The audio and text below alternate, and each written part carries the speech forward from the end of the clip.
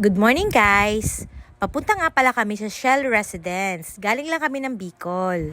12 hours kami nagbiyahe, kaya ayan. Antok na antok ang mami kasi karga parati ang baby habang nasa biyahe. Pero di bale, nakarating din kami sa aming paroroonan. Yan nga pala ang Shell Residence. Ang ganda, di ba? Maraming tower dito, pero tower A kami.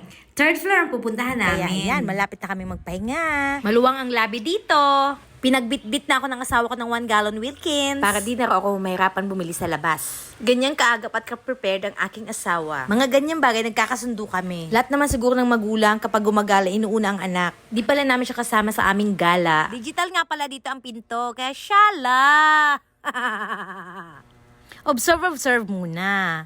At last, makakapahinga na ang mami. Siyempre, si Bunso sisilip sa labas para makita ang pool. At ang mami, natural, hihiga ka agad kasi pagod yan sa pag-babysit all throughout riding in a bus. 3.5 nga pala ang charge dito per night. Sulit naman. May balcony nga pala to facing swimming pool. May TV, may wifi, may utensils, may lamesa, may sofa, may mga towel at kumot, may plancha at mga hanger, may lutuan, may microwave, may initan ng tubig, at syempre may CR. Sa loob ng CR may washing machine. At ang gusto ko, may hot and cold shower.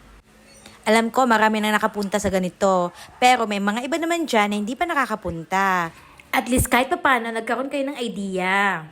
Pag mag-swimming nga pala, may bayad nga pala dito per head, 150, para yan sa maintenance ng swimming pool. Kung ako tatanungin, mas magandang wala ng car, kasi mahal mag-garage dyan sa mga residences na yan. Magpa-park ka sa labas, hindi naman safe. The best, mag-grab. Yun ang pinaka-the best para sa'yo at sa family mo. Lalo na sa magiging driver mo. Lalo na kung asawa mo yung driver. Hindi na siya mahirapan maghanap ng paparkingan. O diba?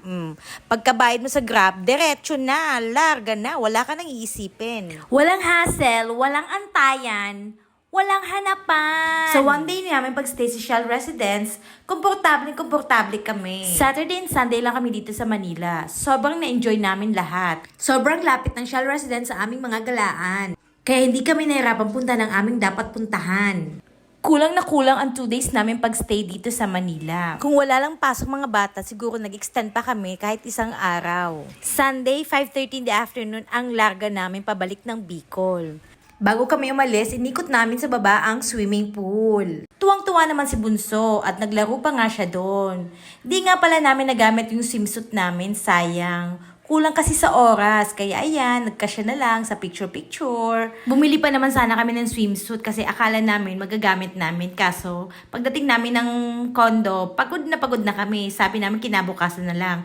Pero pag kinabukasan, di namin kayang gumising ng maaga kasi magsisimba pa kami. Yung mga kasama kong dalaga, nagbar pa sila. Di na kami nakasama ng anak ko kasi, syempre bata, di na kaya ng katawan. Kaya ang mami, sumama na lang sa bed, nakitulog. After naming maikot ang sobrang laki ng area ng pool, dumiretso na kami sa lobby para kunin ang aming mga luggage at lumarga na kami papunta ng terminal. On time dating namin sa terminal. Nakatulog kagad ang baby ko. Thanks for watching. Hope you like my video. Bye!